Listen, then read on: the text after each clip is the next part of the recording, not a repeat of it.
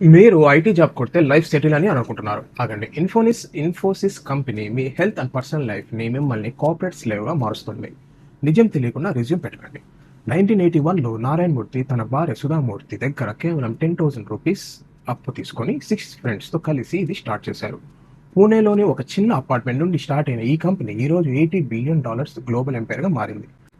కానీ ట్రూత్ ఏంటంటే వీళ్ళు సాఫ్ట్వేర్ ఇంజనీర్స్ని కేవలం చీప్ లేబర్స్గా ట్రీట్ చేస్తున్నారు. ఫ్రెషర్స్ శాలరీ లాస్ట్ 15 ఇయర్స్గా 3.5 lakhs దగ్గర ఆగిపోయింది. ఇన్ఫ్లేషన్ పెరిగింది, బిల్స్ పెరిగాయి, కానీ ఇంజనీర్స్కి మాత్రం కేవలం పీనట్ ప్యాకేజెస్ ఇస్తున్నారు. While seniors are taking crores and bonuses. ఈరోజు అప్డేట్ ఏంటంటే వాల్ స్ట్రీట్ రిపోర్ట్స్ వాళ్ళ ఇన్ఫోనిస్ వాళ్ళ టెక్ మార్జిన్స్ తగ్గుతున్నాయి. దీనికి ఫౌండర్ నారాయణ మూర్తి సొల్యూషన్ ఏం చెప్పారో తెలుసా?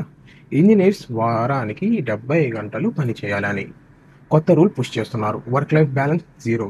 దీనివల్ల యంగ్ ఎంప్లాయీస్ జాబ్స్ మానేసి బయటకు వచ్చేస్తున్నారు. నేను చెప్పేది నమ్మట్లేదు కదా?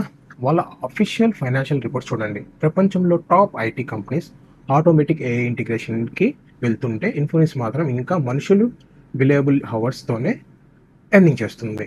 అంటే మీరు డెస్క్ దగ్గర ఎన్ని ఎక్కువ గంటలు నించుంటే వాళ్ళ ప్రాఫిట్స్ అంతగా పెరుగుతుంది. Total data trap. వారానికి 70 గంటలు పని చేసి ప్రాణాలు పోగొట్టుకుందామా? పోగొట్టుకోవడం కరెక్టా? మనీ ముఖ్యమా లేక హెల్తా? కామెంట్ సెక్షన్లో మెన్షన్ చేయండి. Thanks for watching.